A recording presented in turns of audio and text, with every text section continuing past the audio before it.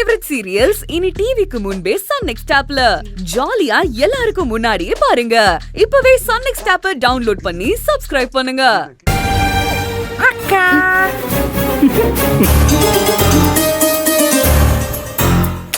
ஒரு கார்மெண்ட்ஸ் ஓனர்ங்கிற பந்தாவே இல்லாம இப்படி எல்லா வேலையும் இழுத்து போட்டு செய்யற பத்தியா?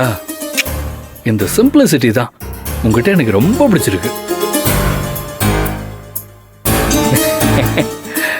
அப்படின்னு உன் கூட இருக்கிறவங்க பைத்தியக்காரத்தனமா உன்னை புகழ்ந்து பேசலாம். ஆனா நான் மகா ஓனர் முதலாளிங்கிற கெத்தெல்லாம் திடீர்னு வந்துடாது. அதெல்லாம் பொறப்புலயே ரத்தத்திலேயே இருக்கணும். நீ கார்மெண்ட்ஸ் ஆரம்பிச்சிருக்கலாம், ஆனா என்னைக்குமே உன்னால முதலாளியாக முடியாது. ஏன் தெரியுமா? அது உன் ரத்தத்துல இல்ல. என்னைக்கு இருந்தாலும் உன்னால வேலைக்காரியா மட்டும்தான் இருக்க முடியும்.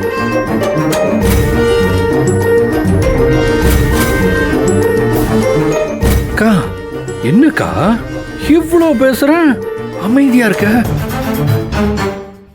இல்லையே, முகமே சரியில்லையே. என்னாச்சு? கார்மெண்ட்ஸ்ல ஏதாவது பிரச்சனையா?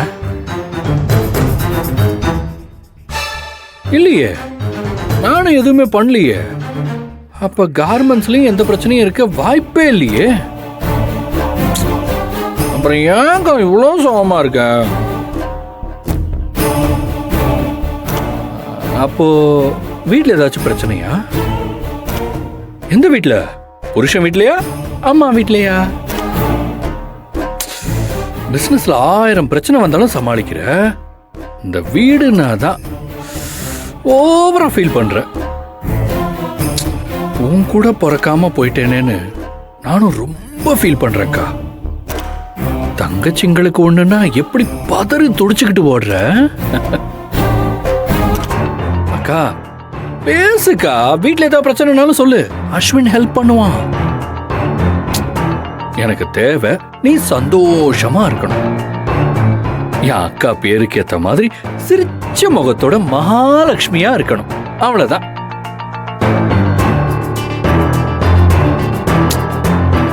என்னக்கா சொல்லு. போடா, நடு ரோட்ல நின்னுக்கிட்டு காமெடி பண்ணிக்கிட்டு இருக்க. சிரிப்பு வேற வந்து தொலைய மாட்டேங்குது உன் காமெடிக்கு. என்கிட்ட இப்ப சில்லறையும் கிடையாது. போ போ போ. இதுக்கப்புறம் நீ சிரிக்கவே முடியாது மகா.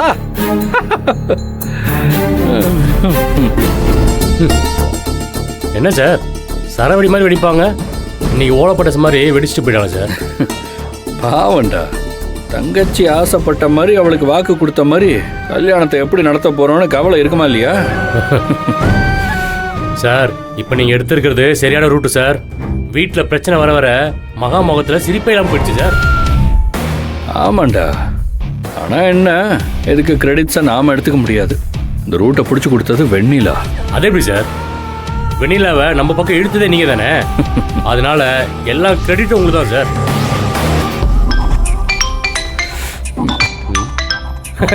சார், 100 ஐஸ் அந்த வெண்ணிலாவுக்கு அவங்க தான் கால் பண்றாங்க. ஸ்பீக்கர்ல போடு.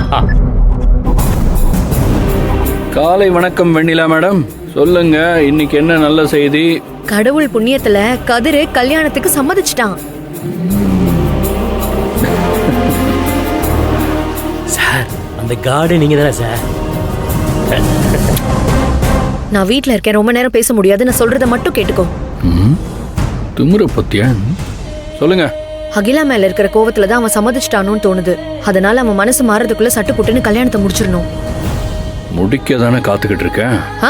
என்ன கல்யாணத்தை மேடம், நீங்க தப்பா அதுவும் நினைச்சிடாதீங்க. ஐயோ, குறுக்க பேசாம நான் சொல்றத கேள. அந்த மகா குட்டைய குழப்பறதுக்கு முயற்சி பண்ணிட்டு இருக்கா. அவ பேசி கதிர் மனசை மாத்துறதுக்குள்ள கல்யாணத்தை நிச்சயம் பண்ணிடணும். நாங்க நாளைக்கே பொண்ணு பார்க்க வரோம்னு அவங்க வீட்டுல உடனே சொல்லிடு.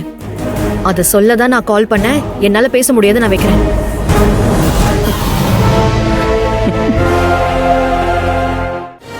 மகா என்ன மந்திரம் போட்டாலும் கதிர் மனசு மாற மாட்டான். இந்த கல்யாணம் நடந்தே தீரும். ஏன்னா இது நீ முடிவு பண்ணதில்ல, நான் இந்த அஸ்வின் முடிவு பண்ணது.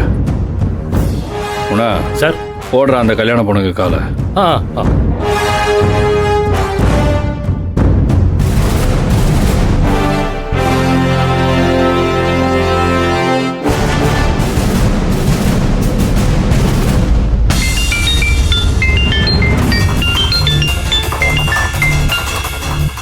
யாரா இருந்தாலும் அப்புறமா கால் பண்ணுங்க. நான் ரொம்ப பிஸியா இருக்கேன்.